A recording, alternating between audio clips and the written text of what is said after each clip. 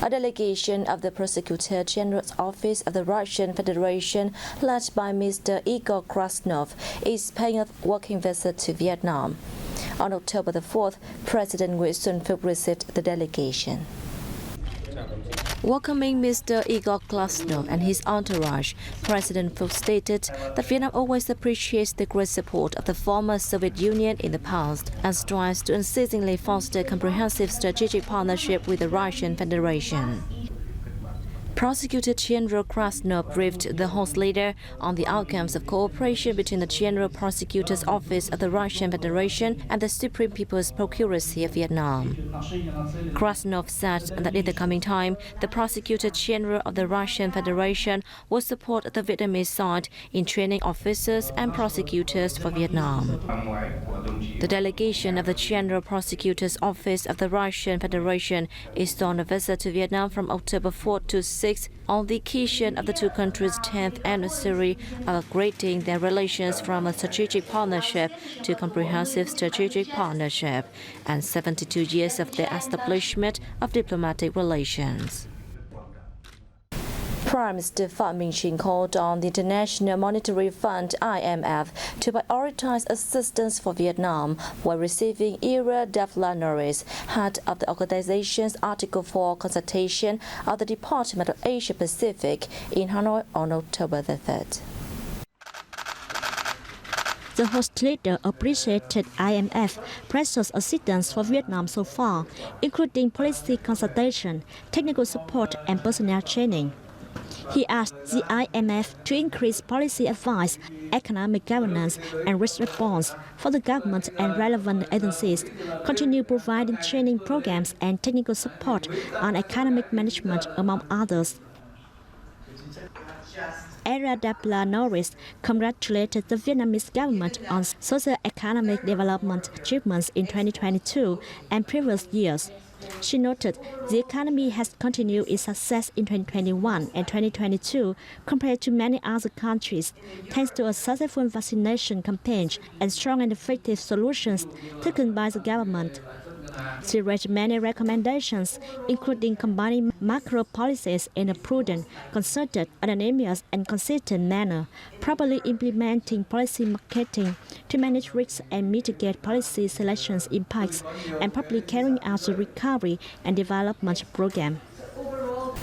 Vietnam underlined its resolute condemnation against terrorist acts in any form or for any purpose at a plenary meeting held by the 6th Committee Legal of the 77th session of the UN General Assembly on October the 3rd.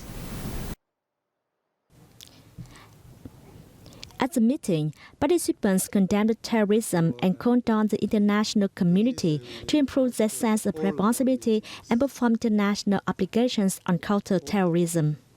Ambassador Đặng Hoàng Giang, permanent representative of Vietnam to the UN, said Vietnam has made efforts to implement the UN Global Counter-Terrorism Strategy and international obligations in the terror fight.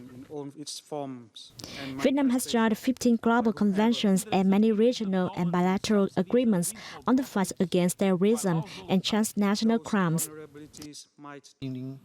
In particular, it has attached importance to national obligations under the UN Security Council resolutions on the fight, included regulations on the issues in many relevant legal documents, and continuously improve law enforcement bodies' capacity, including by setting up a counter-terrorism training center under the Ministry of Public Security in February 2022. With the COVID-19 pandemic restrictions eased, the granting of visas should be made more convenient and quick to boost cultural and people-to-people exchanges and enhance friendship between Vietnam and Canada. Ambassador to the country Phạm told an event on October the 3rd. Vietnam and Canada established a comprehensive partnership in 2017 during an official visit of Prime Minister Justin Trudeau to Vietnam. Since then, the two-way trade has surged by 72.7%, and the number of Vietnamese students in Canada has been on the rise. 5 years ago, the comprehensive partnership between the Socialist Republic of Vietnam and Canada was set up, opening a new page in the relationship between our two countries. And next year, we will celebrate the 15th anniversary of our diplomatic relations.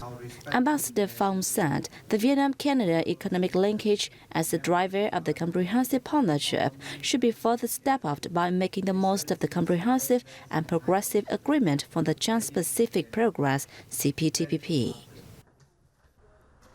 Canadian Foreign Minister Melanie Joy Lee, for her part, said Vietnam plays a critical role in Canada's Indo-Pacific strategy, given that they boast a close people-to-people exchange and both are members of the Francophone community. According to the diplomat, Canada looks forward to Vietnam's support to become an ASEAN strategic partner.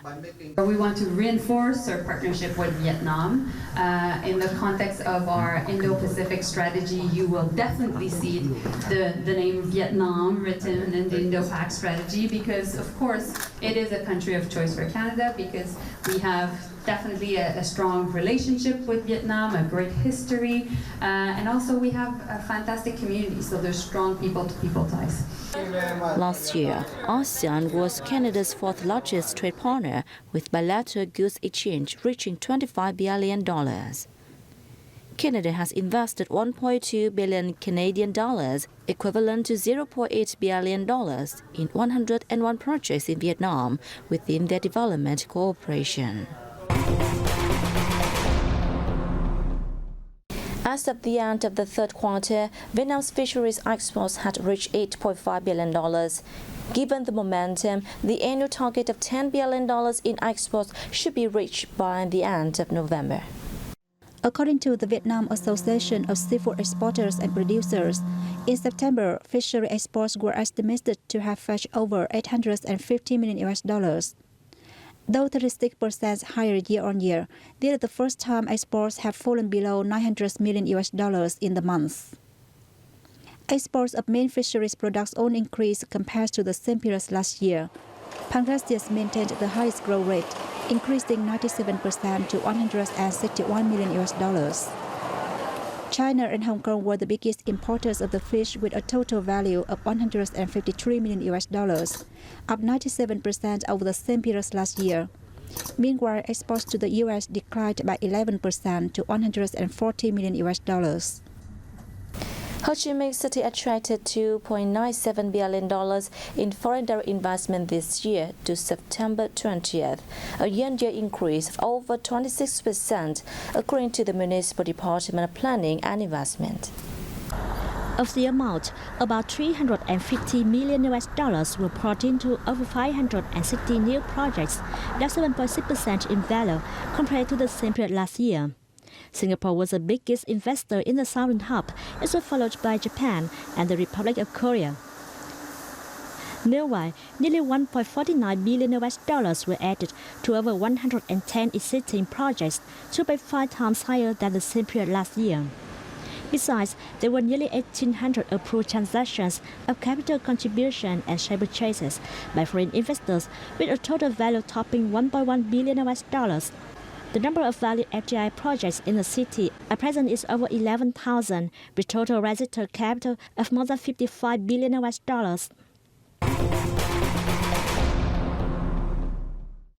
Vietnam's strong development as well as its aspirations for sustainable environment were captured in paintings displayed at an exhibition in the Korean on the outskirts of Paris. The exhibition featured nearly 30 works from each painters of different ages, all carrying a message about environmental protection. The paintings were in different materials, such as lacquer, oil, watercolor, or acrylic. The paintings were inspired by photos captured during my trips to Vietnam, as well as my memories about the country. Vietnam is a dynamic country, and I want to express my thoughts through my paintings.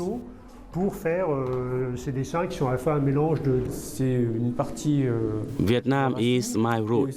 It's where I got acquainted with painting.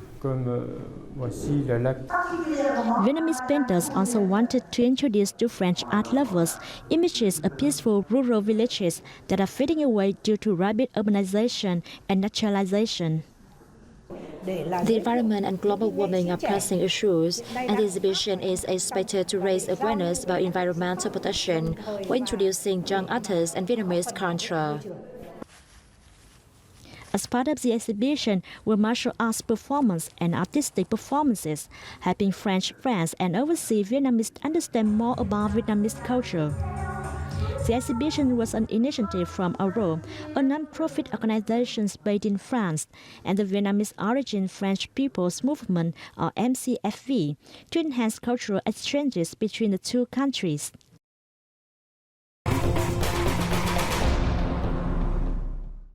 The Cao Bang Department of Culture, Sports and Tourism has held a food contest to honor the province's cuisine.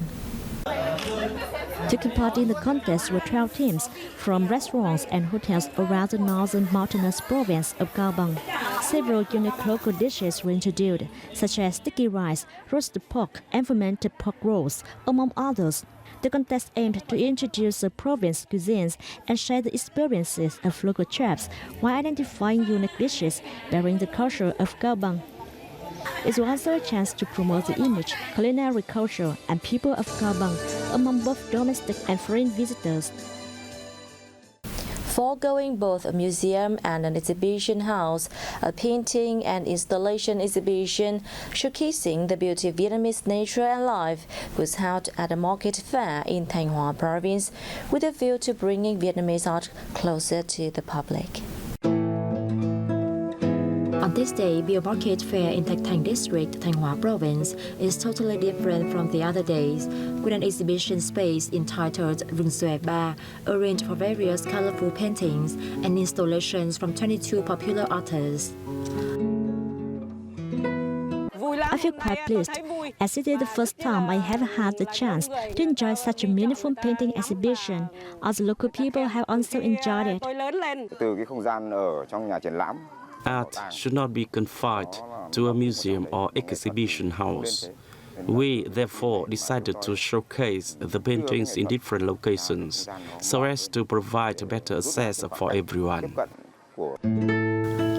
Earlier this year, more than 60 artworks was displayed on the banks of Dom Ngựa Lake in Thạch Thành District, raising public awareness about the environment, climate change, and world peace.